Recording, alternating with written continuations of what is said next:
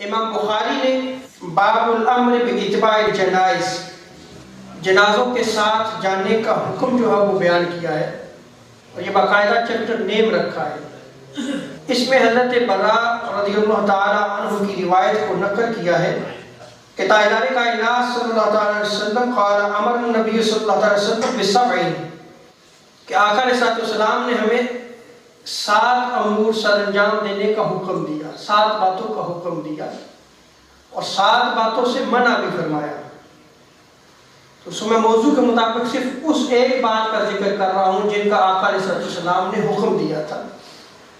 عن سبعین امرنا باتباع الجنائز، آقا علیہ السلام نے ارشاد فرمایا ان 7 چیزوں میں سے ایک چیز یہ ہے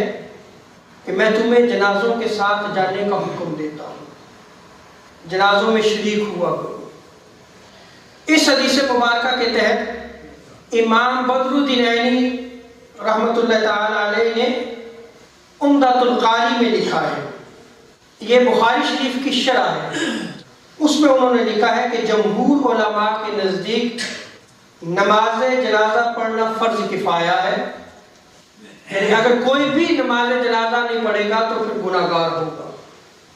اگر چند افراد جو وہ پڑھ لیں تو وہ فرض کفایہ ادا ہو جائے گا۔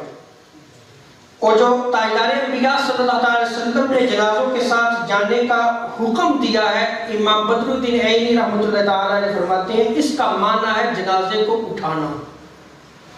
اور رشتہ داروں اور پڑوسیوں پر واجب ہے کہ وہ جنازے کو اٹھائیں۔